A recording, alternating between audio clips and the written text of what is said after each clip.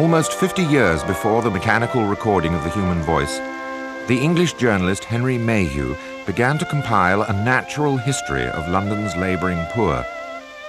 He roamed the streets of mid-19th century London, armed with nothing more than patience, shorthand, and what seems to have been a remarkable ear for the peculiarities of idiomatic English. He recorded the witness of several thousand men and women who plied their meagre and uncertain trades in the Victorian metropolis. Mayhew hoped to extract some large-scale scientific generalization from the inquiry, but in the event he was overwhelmed by the sheer quantity and richness of his material, so that by his own standards the enterprise was a failure. But Mayhew's failure turns out to have been our good fortune, because of the unprecedented archive of personal experience which he bequeathed. Without the benefit of a tape recorder, we can virtually hear the anonymous inhabitants of a world that we have now lost.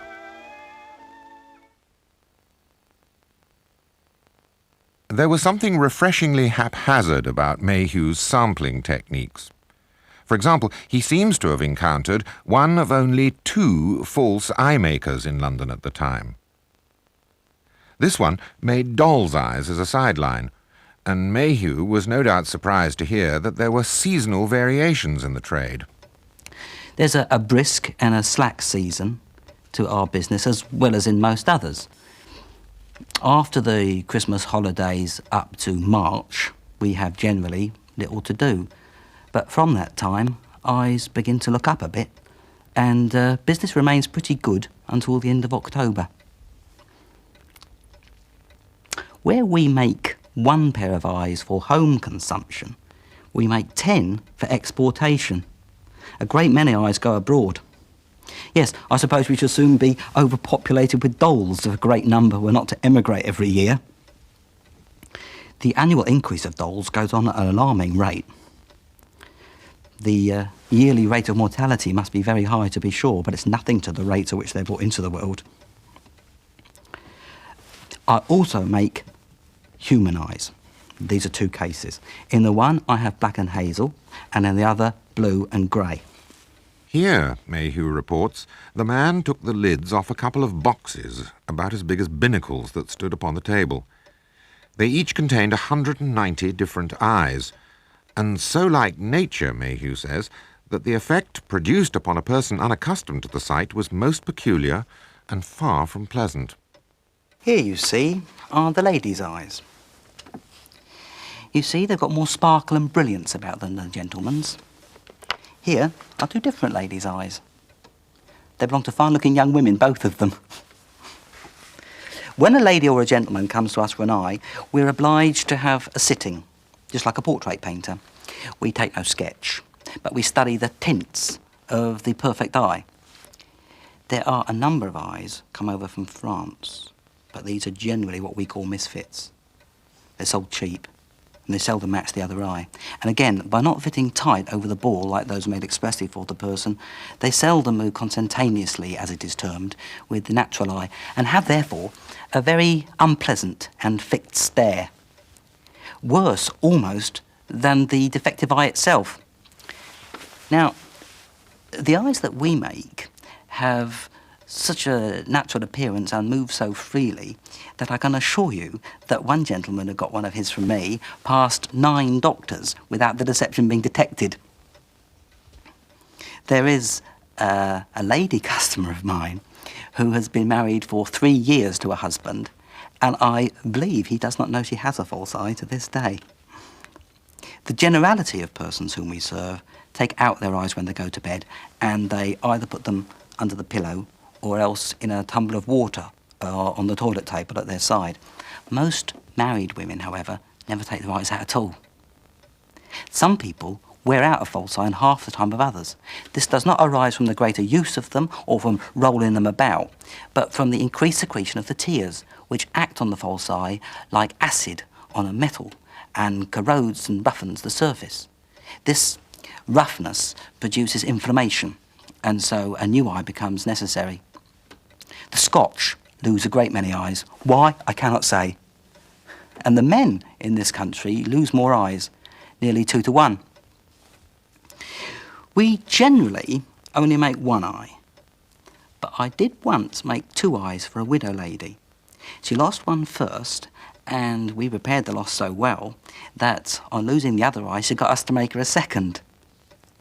False eyes are a great charity to servants. If they lose an eye, no one will engage them.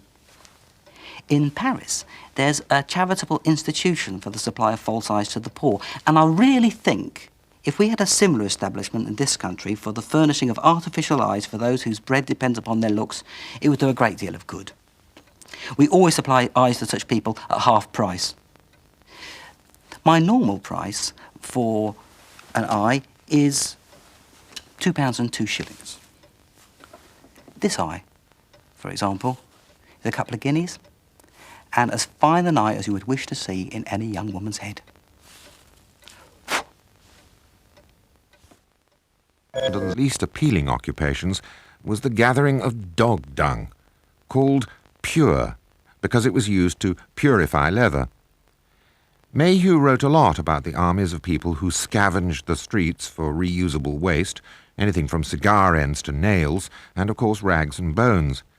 This pure finder, to Mayhew's astonishment, could read and write, and, as he said, appeared to have been a person of natural good sense.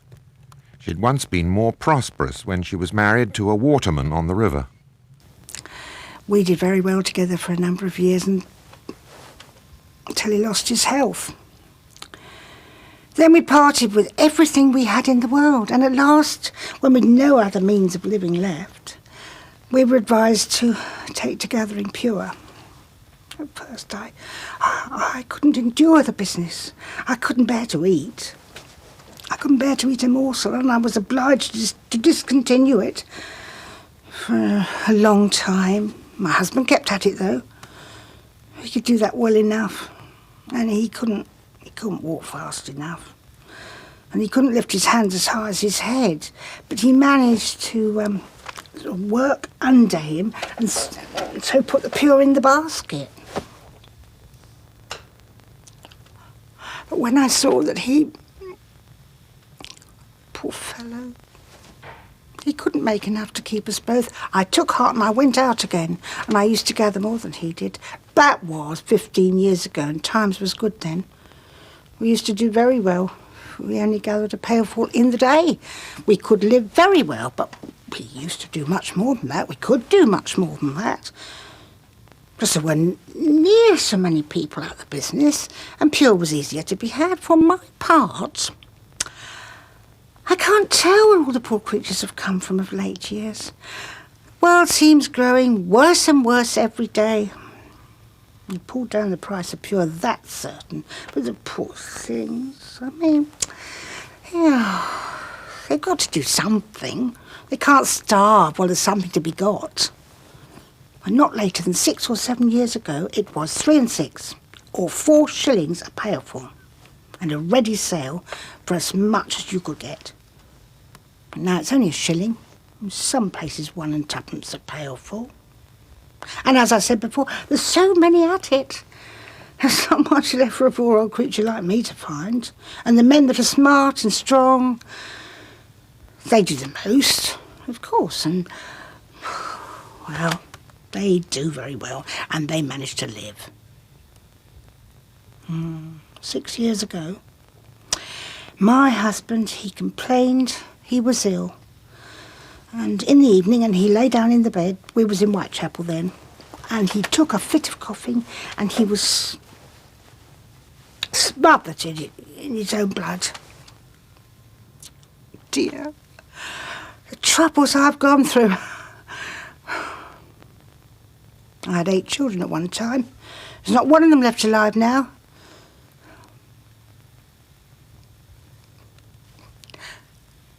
My daughter lived to 30 years of age, but she died in childbirth. And since then, I've had nobody in the wide world to care for me, none but myself, all alone as I am.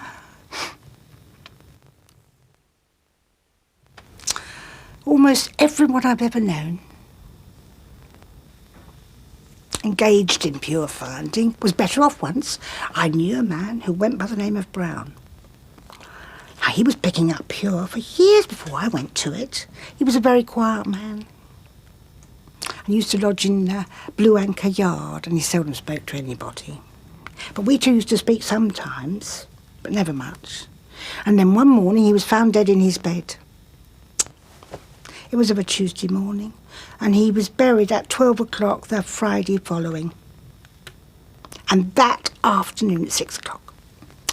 3 or 4 gentlemen came, looking all through this place. They were searching for a man named Brown and offering a reward for any who would find him out. There was a whole crowd round them when I come up. And one gentleman said that the man they were looking for had lost the first finger of his right hand, and then I knew that was the man that they'd only buried that morning. Would you believe it? Mr. Brown was a real gentleman all the time. And he had a large estate. I don't know how many thousands of pounds just left him.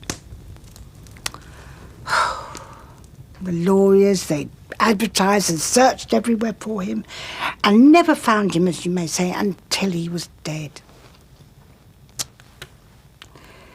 We discovered his name wasn't Mr. Brown. He took that name to hide his real one, which, of course, he did not want anybody to know. I've often thought of him, poor man, and all the misery he might have been spared if that good news had only come a year or two sooner. Mayhew calculated that there were 30,000 costermongers in London, sellers of fruit, vegetables and fish, from whom for a penny you could buy 2 bloaters, a bunch of turnips, a half-pint of nuts or a plate of sprats. Mayhew was wide-ranging in his questions to the people he met, but usually started his conversations by seeking everyday details of trade. Times is bad, sir. It's a deadish time. I don't do so well at present as in middleish times, I think. When I served the Prince of Naples, not far from here, I did better and times was better. That was 5 years ago, but I can't say to a year or two. He was a good customer, and very fond of peaches. I used to sell them to him at 12 shillings the plasket when they was new. The plasket held a dozen and cost me 6 shillings at Covent Gardens. More sometimes, but I didn't charge him more when they did. His footman was a black man, and an ignorant man quite. And his housekeeper, she was an Englishwoman. He was the Prince of Naples was my customer. Not that I know what he was like, for I never saw him. But I heard he was the brother of the King of Naples. Mayhew asked him if he knew the whereabouts of Naples. I can't say where Naples is, but if you ask at Euston Square, they'll tell you the fare there and the time to go in. Maybe in France, for anything I know, at Naples. Or Ireland. When you ask at the square, I went to Croydon once by rail and slept the whole way without stirring, and so you made to Naples, for anything I know. And did he know that the Pope was a neighbour of the King of Naples? What? Do you mean living next door to him? But I don't know nothing about the King of Naples, only the Prince. I don't know what the Pope is. Is he any trade? It's nothing to me when he's no customer of mine. I ain't got nothing to say about nobody that ain't no customer. Mayhew asked him where he bought his merchandise. Well, his crabs he's caught in the sea, of course. I'll get some at Billingsgate I never saw the sea, but it's salt water, I know. I can't say whereabouts it lays. It's all in the hands of the Billingsgate salesman, all of it. I've heard of shipwrecks at sea, caused by drowning, in course. I never heard of the Prince of Naples was ever at sea. I'm not to talk about him. I mean, such a customer when he lived near here. Well, he fond of peaches. Not that I ever saw him, you understand. That black footman of his, he would take the plasket, bring me the money. Did I tell you how much? 12 shillings for peaches, what cost me 6. Had he ever been in France? I was never in France, so no, sir, never. I don't know the way. What hours did he work? Well, I worked these streets and courts at all times. I worked them by moonlight, not that you could see the moonlight where it was busy.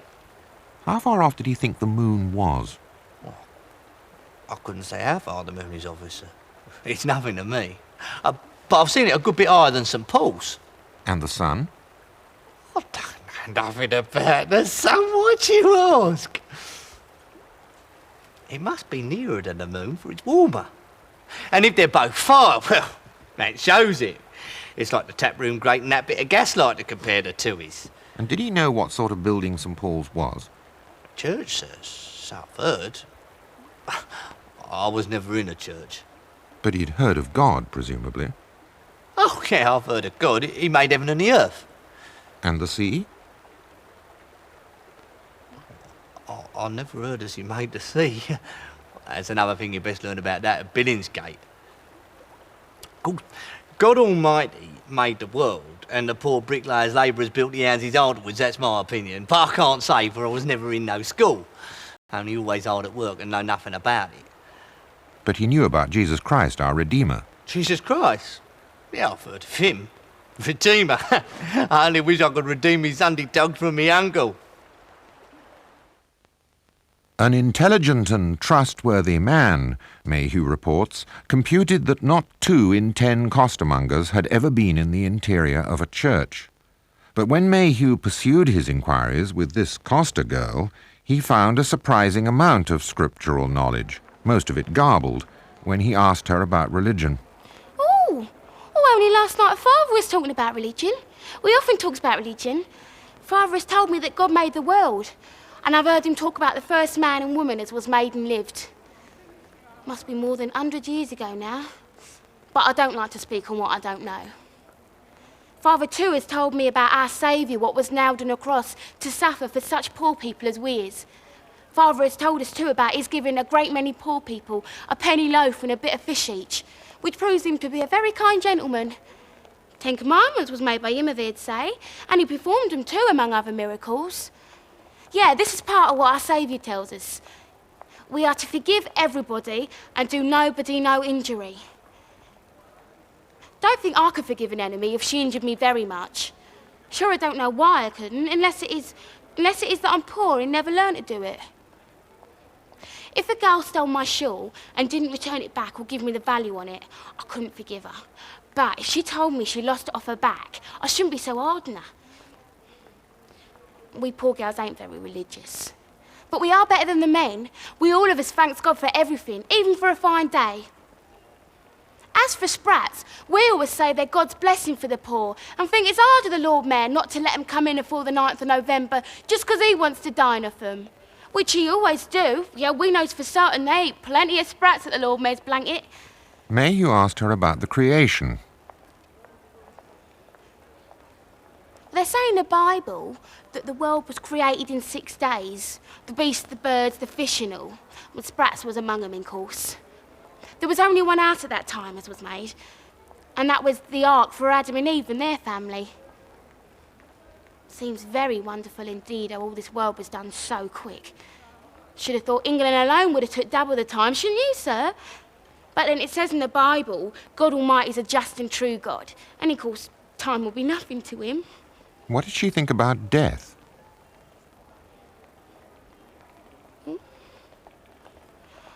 Well, when a good person's dying, we says, the Lord has called upon him and he must go. Can't think what it means, though. Unless it is that an angel comes, like when we were dreaming, and tells the party he's wanted in heaven. And where was heaven, then? Oh, I know where heaven is. It's above the clouds. And they're placed there to prevent us seeing into it. It's where all the good people go. But I'm afeard there's very few costers among the angels. Especially those that deceives poor gals. Mayhew then asked her about the phrase, world without end. What did she make of that? Nah, I don't think this world could well go on forever. There's a great deal of ground in it, certainly, and it seems very strong at present, but they say there's to be a flood on Earth and earthquakes, and that'll destroy it. Earthquake ought to have took place some time ago, as people tells me. Never heard no more about it. If we cheats in the streets, I know we shan't go to heaven. But it's very hard upon us, for if we didn't cheat, we couldn't live, profits is so bad. It's the same with the shops. Suppose the young men there won't go to heaven neither. But if people won't give the money, both costers and tradesmen must cheat, and that's very hard. Why, look at apples. Customers want them for less than they cost us. So we're forced to shove in bad ones as well as the good ones. And if we're to suffer for that, well, it does seem to me dreadful cruel. Mayhew wrote, in the struggle to live, aye, and to live merely. Mind, heart and soul are all absorbed in the belly. And yet, as he himself showed, the higher functions were also catered for by people like this man, who toted his microscope around the streets and charged a penny a time for a peep. I began my street life with exhibiting a telescope. I gave up the telescope for this reason. My brother-in-law was going to America and was anxious to call in all his money. The telescope was sold.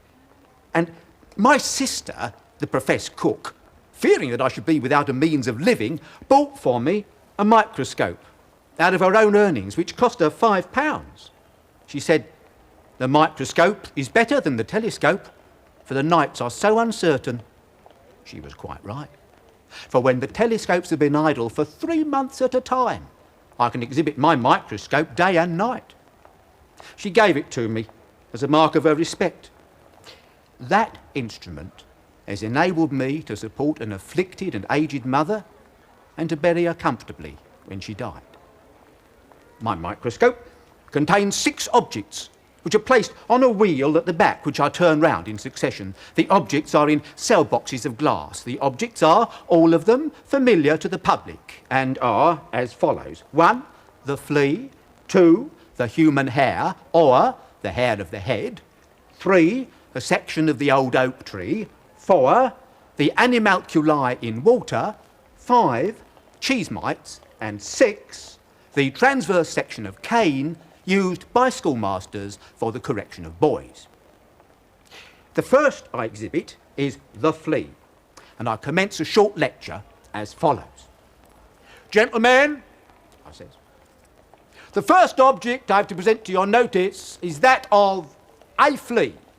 I wish to direct your attention especially to the head of this object. Here you may distinctly perceive its proboscis or dart. It is that which perforates the cuticle or human skin, after which the blood rises by suction from our body into that of the flea. Thousands of persons in London have seen a flea, have felt a flea, but have never yet been able, by the human eye, to discover that instrument which made them sensible of the flea about their person, although they could not catch the old gentleman. Having shown you the head and shoulders, with its darts, I shall now proceed to show you the posterior view of this object, in which you may clearly discover every artery, vein, muscle and nerve exact like a lobster in shape, and quite as large as one at 2 shillings and 6pence. That pleases them, you know. And sometimes I add, to amuse them, an object of that size would make an excellent supper for half a dozen persons. That pleases them. One Irish woman, after seeing the flea, threw up her arms and screamed out, "Oh, Jesus, and I've had hundreds of them in my bed at once." She got me a great many customers from her exclamations. You see, my lecture entices those listening to have a look. Many listeners say, "Ain't that true and philosophical and correct?" And I've had some give me 6pence and say, "Never mind the change. Your lecture is alone worth the money." Now proceed to number 2. The next object I have to present to your notice, gentlemen, is that of the hair of the human head.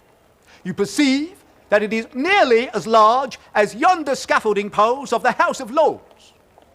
I say that when I'm on Westminster Bridge, because it refers to the locality and is a striking figure and excites the listeners. Now comes number 3. This, gentlemen, is the brave old oak, a section of it not larger than the head of a pin. Looking at it through this powerful instrument, you may plainly perceive millions of perforations or pores, through which the moisture of the earth rises in order to aid its growth. Of all the trees of the forest, none is so splendid as the brave old oak. This is the tree that braves the battle and the breeze, and is said to be in its perfection at 100 years.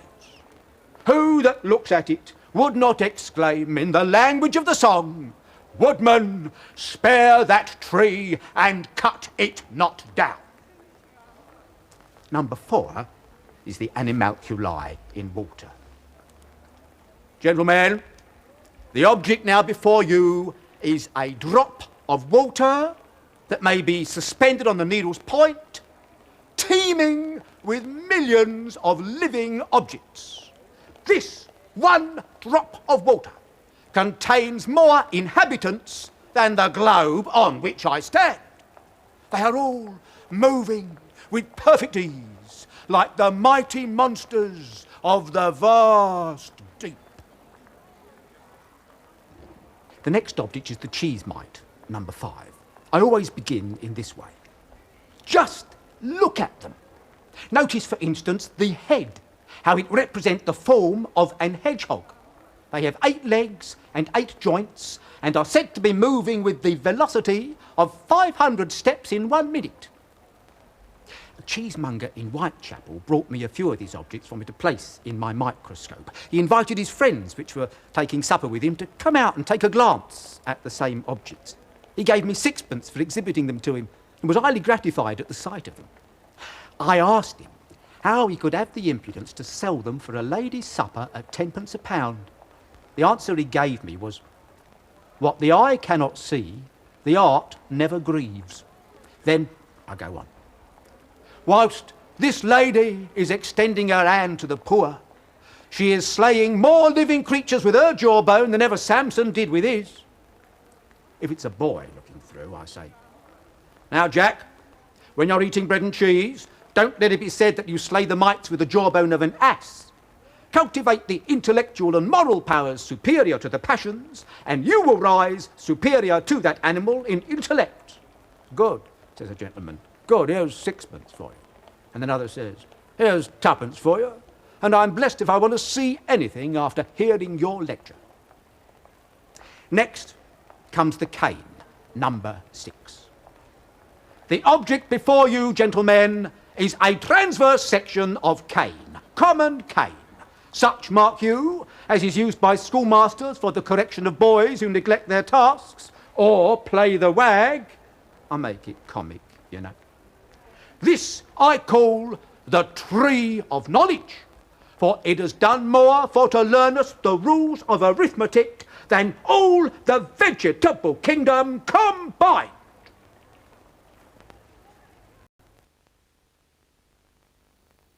Even the fashionable parts of London had their quota of street people, some of whom gave Mayhew a perceptive, if jaundiced, account of their contacts with the upper classes. This old woman sold milk fresh from the cow in St. James's Park. It's not at all a lively sort of life, selling milk from the cows. And some thinks it's a gay time in the park.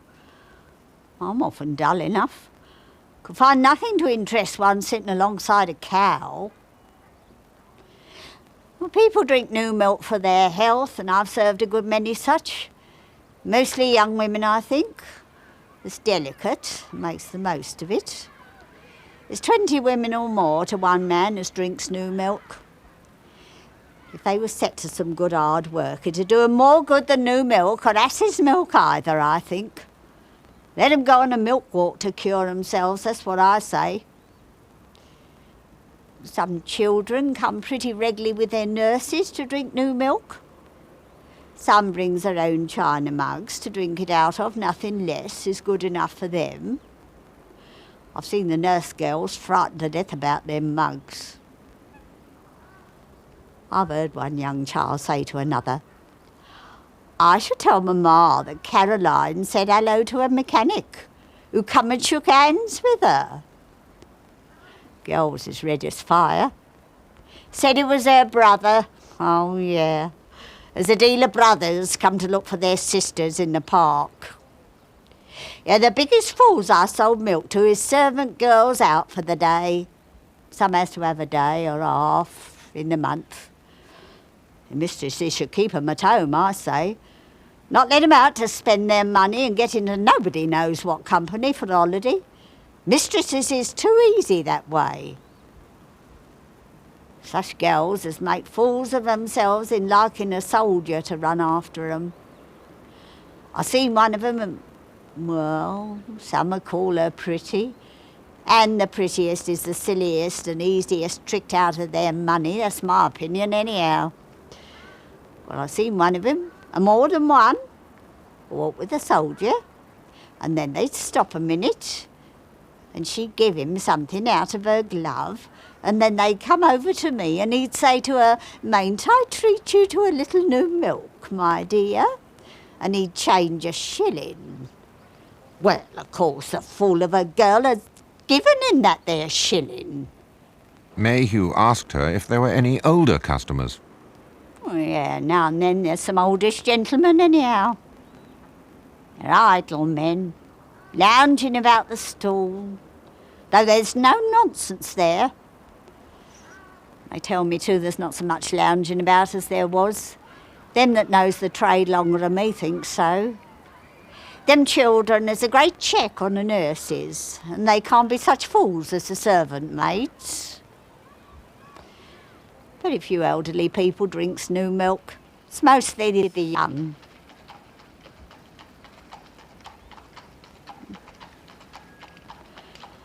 I've been asked by strangers when the Duke of Wellington would pass on his way to the Horse Guards of the House of Lords. It's pretty regular. I've had sixpence given me, not above once or twice a year, to tell strangers where was the best place to stand to see him as he passed. I don't understand about this great exhibition, but no doubt more new milk will be sold when it's opened. That's all I cares about. One of Mayhew's longest and most detailed interviews was with Jack Black, one of the few people to be identified by name. Black called himself the Queen's rat-catcher.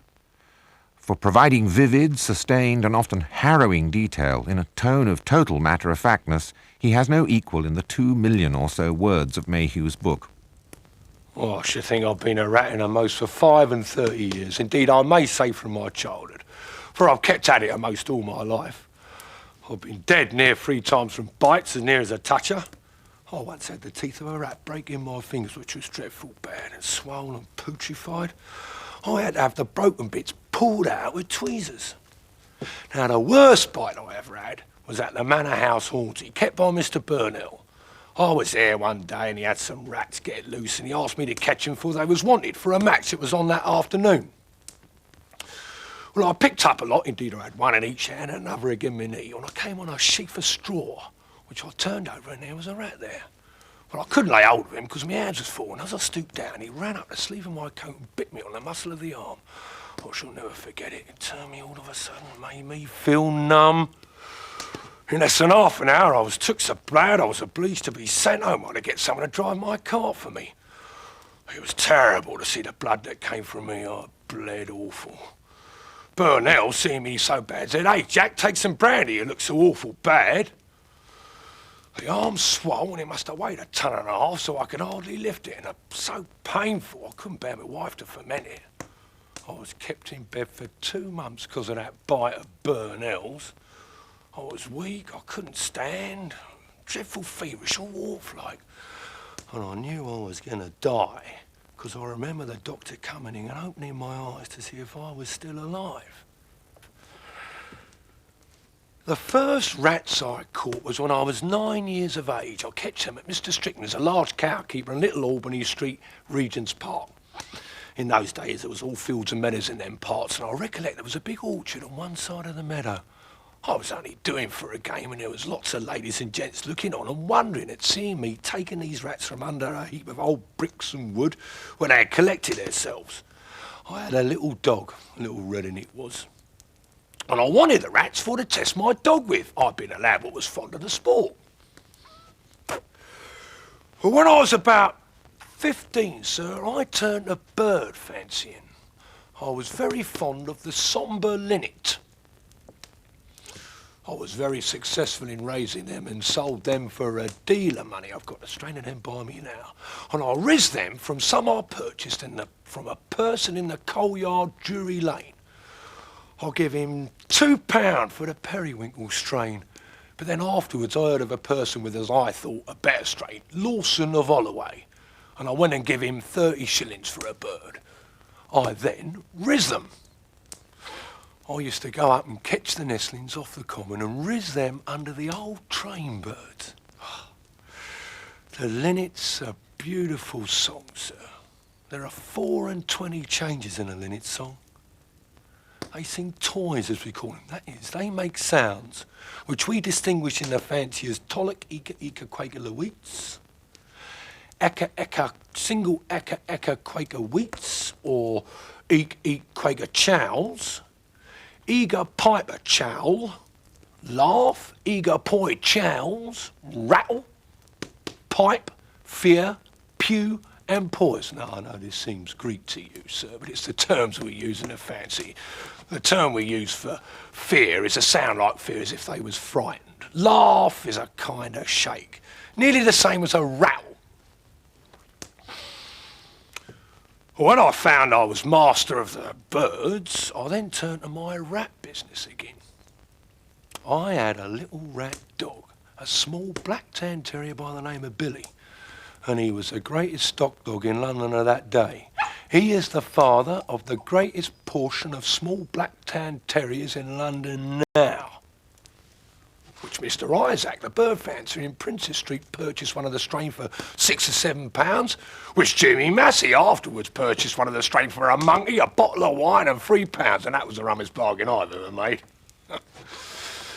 One of the strain of this little black tan dog would draw a badger 12 or 14 pounds to his £6, which was done for a wager, because it was thought the badger had had his teeth drawn, but he hadn't, which was proved by his biting Mr. Powder Birmingham, for he took a piece clean out of his trousers, which was pretty good proof, and astonished them all in the room. It's 15 years since I first worked for government. I found that the parks was much infested with rats, which had undermined the bridges and gnawed the drains. So I made application to Mr. Wesley, the superintendent of the park, and he spoke of it, and it was wrote to me that I was to fulfil the situation and that I was to have £6 a year. But after that, it was altered when I was to have so much a head, which was threepence.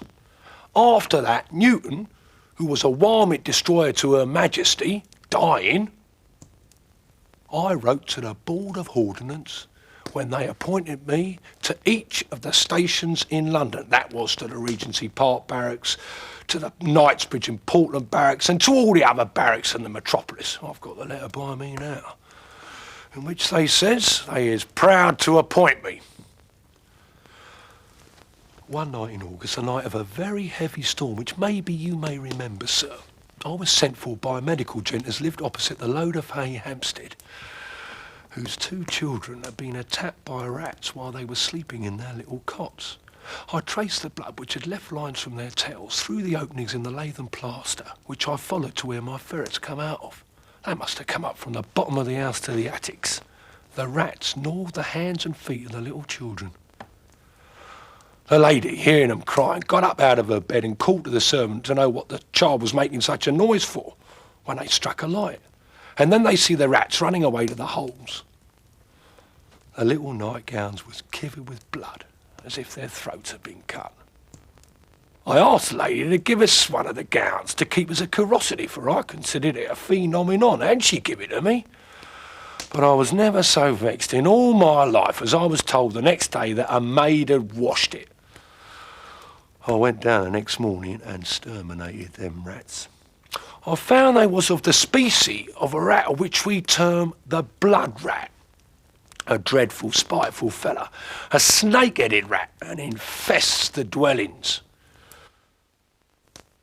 The good humour and fortitude of many of the people in Mayhew's pages is continually surprising in view of what we know they suffered.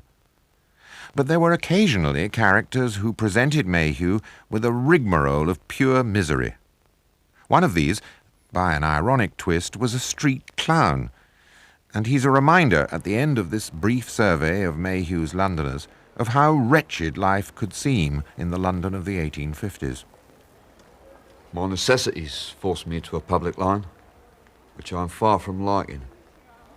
I pull trucks at 1 shilling a day rather than get 12 shillings a week at my business.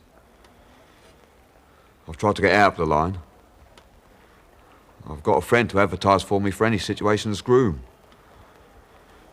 I've tried to get into the police. I've tried other things, but somehow there seems an impossibility to get quit of the street business. Many times I have to play the clown and indulge in all kinds of buffoonery with a terrible heavy heart. I have 3 children, one now only 8 weeks old.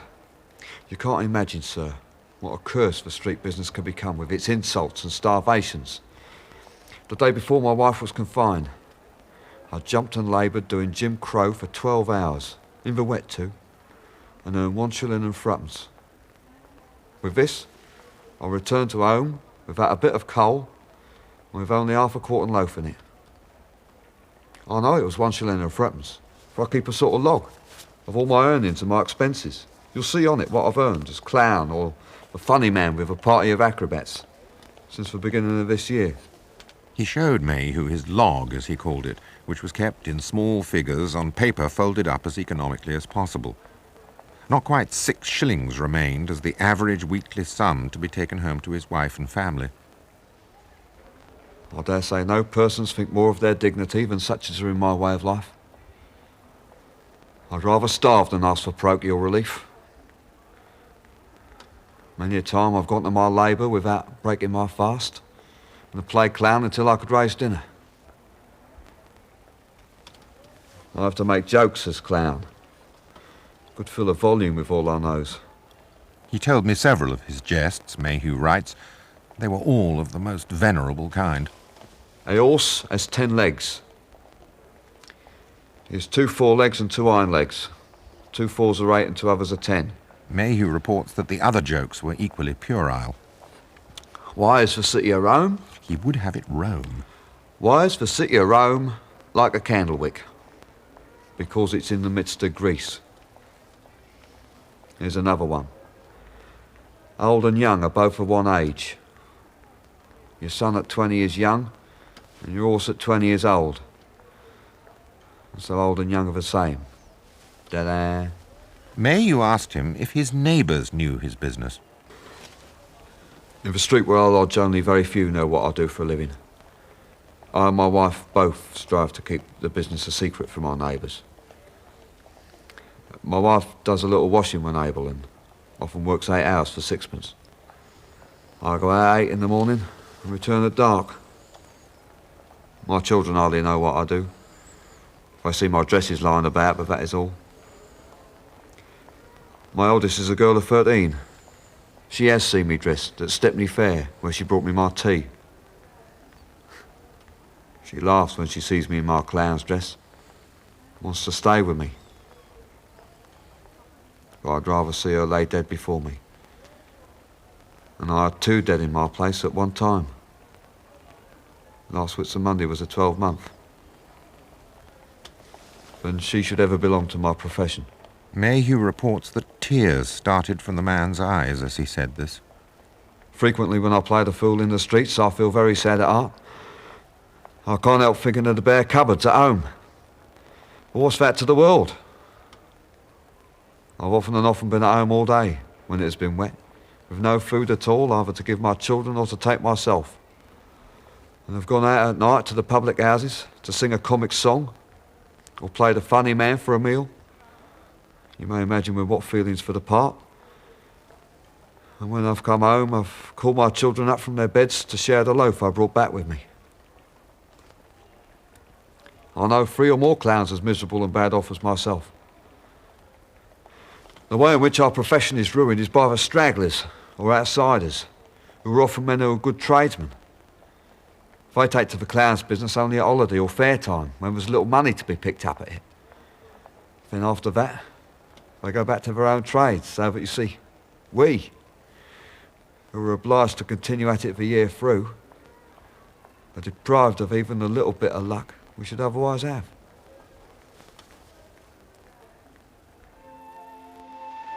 Next up, a quick roundup of what's coming up across the UK TV network, so stay with us.